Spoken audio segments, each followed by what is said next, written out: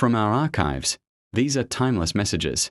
Tonight, I want to share a brief message based on Luke chapter 23, verse 42. Lord, remember me when you come into your kingdom. And Jesus answered him, Truly I tell you, today you will be with me in paradise. The most powerful and important event in human history happened when Jesus Christ died on the cross. At that moment, darkness covered the land. Thunder echoed, and the sky seemed to respond to what was taking place. Nails were driven into his hands and feet, and a spear pierced his side. Jesus hung between heaven and earth, suffering, not for himself, but for all of us. Before that, soldiers mocked him, dressed him in a robe, and beat him.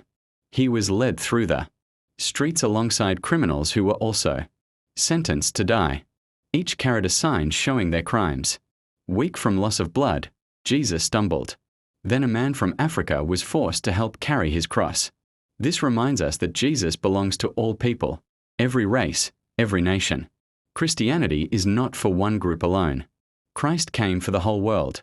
When they reached Golgotha, the soldiers carried out the crucifixion. The two criminals shouted in pain, but Jesus remained silent. He was offered a drink to reduce his suffering, but he refused it. He chose to experience the full weight of suffering for humanity. The crowd mocked him, saying, He saved others. Why can't he save himself? They didn't understand that this was God's plan.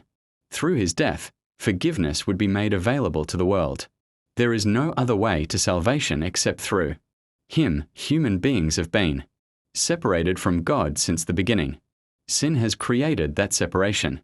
But God, in his love, sent his Son to take the punishment that we deserved. Through faith in Jesus, we can be forgiven and restored. As Jesus hung on the cross, two criminals were beside him. At first, both mocked him, but one of them became quiet.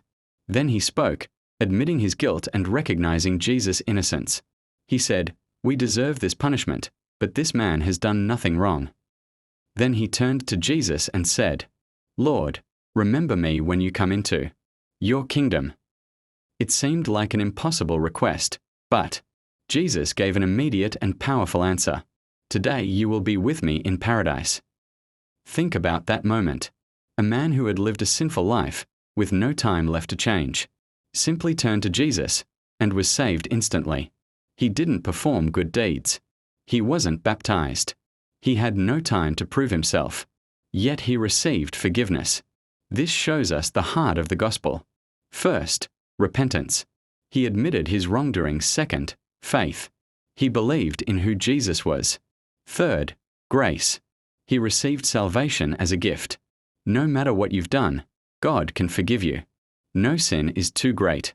The Bible teaches that God sees everything, every action and every thought. Nothing is hidden. One day, everything will be brought into judgment.